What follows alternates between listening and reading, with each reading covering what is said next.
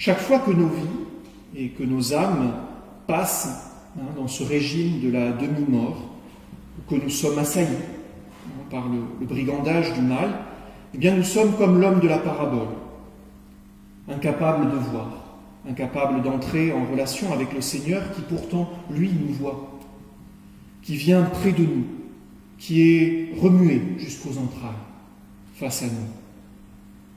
Des entrailles qui seront bientôt transpercées par la lance sur la croix. La présence du Seigneur, comme celle du Samaritain dans cet évangile, est enveloppante, elle est prévoyante, elle est discrète. Il nous porte sur la monture, que ce soit l'âne, l'ânon du roi de gloire qui entre à Jérusalem, ou que ce soit peut-être surtout le dos du supplicié qui porte la croix et qui porte avec elle le poids de nos renoncements, de nos manques d'amour. Sa présence verse sur nos plaies l'huile qui soigne et qui bénit, le vin qui fortifie et qui réjouit.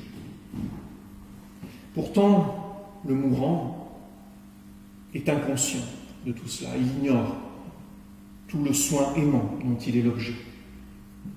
Il n'en constatera les effets qu'au réveil, quand tout sera déjà payé. Ainsi agit avec nous et en nous la grâce de Dieu, puissante, prévenante et discrète.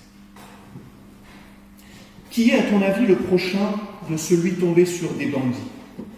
Et le légiste répond, celui qui a agi avec compassion envers lui. Jésus alors lui dit, va et agis de même.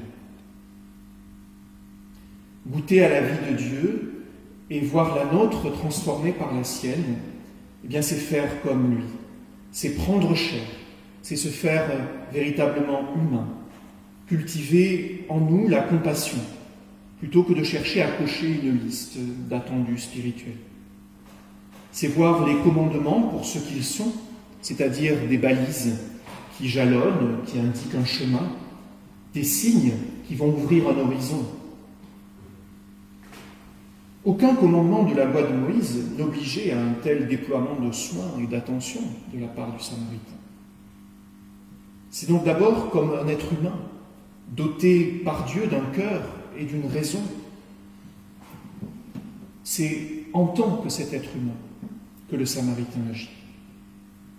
Et ainsi, notre Dieu qui s'est fait homme agit de la sorte, il transforme de la même manière, il accomplit ainsi, à travers lui, notre vocation humaine. Et on atteint là, à notre niveau de lecture de cette parabole, qui sera le dernier point de cette prédication, et cette lecture, elle nous est donnée par le passage de l'épître de Paul aux Colossiens, que nous avons entendu tout à l'heure. Tout est créé par lui et pour lui. Il est avant tous les êtres, et tout subsiste en lui. Il a voulu tout réconcilier par lui et pour lui, sur la terre et dans les cieux, en faisant la paix par le sang de la croix. Visage de Jésus, Messie d'Israël, le Samaritain de la parabole est pour les pharisiens et pour les juifs de son temps un paradoxe, un grand écart inacceptable. Mais dans la logique du royaume qui est proclamée par Jésus, sa figure est au contraire celle d'une humanité qui est réunifiée, réconciliée en Christ.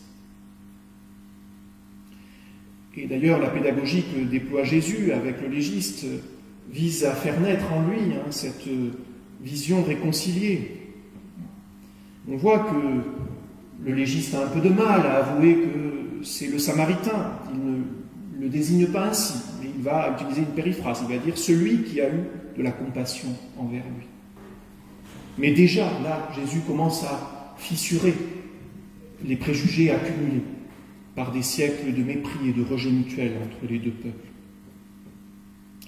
Mais au-delà de cette querelle entre deux peuples, la parabole révolutionne aussi les schémas mentaux que l'humanité se construit en matière religieuse et dont nous voyons encore trop de manifestations aujourd'hui. Avec ces deux figures, du sacrificateur et du lévite, qui étaient ce haut et ce bas clergé israélite, qui très probablement, en empruntant cette route de Jérusalem à Jéricho, rentraient de leur service au temple.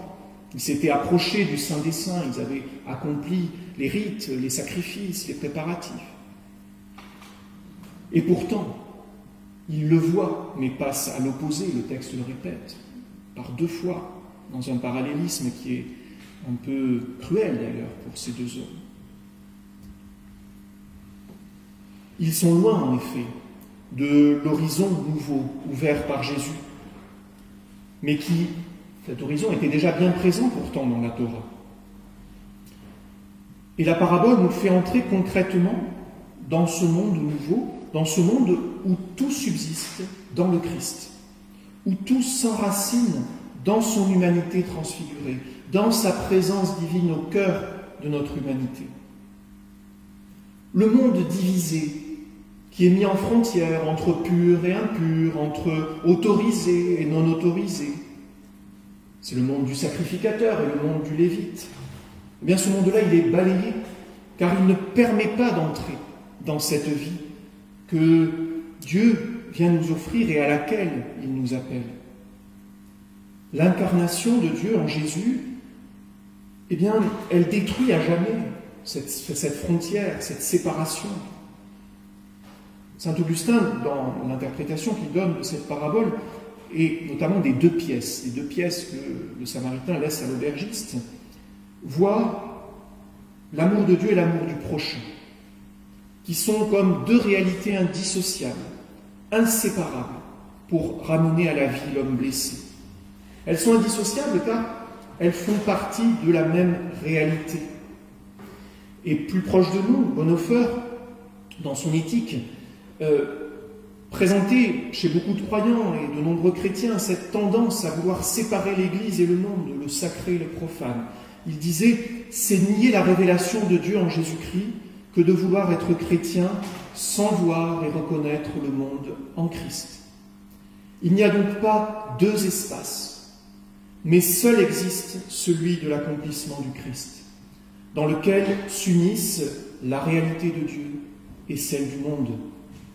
Ce qui est chrétien est inséparable de ce qui est du monde, comme le surnaturel du naturel, le sacré du profane, le révélé du raisonnable. Un christianisme qui se soustrait au monde tombe dans ce qui est contre nature et arbitraire, disait Bonhoeffer. Ainsi, en conclusion, nous pouvons dire que aimer et vivre comme Jésus, c'est à notre tour nous laisser prendre aux entrailles, nous laisser transpercer le cœur.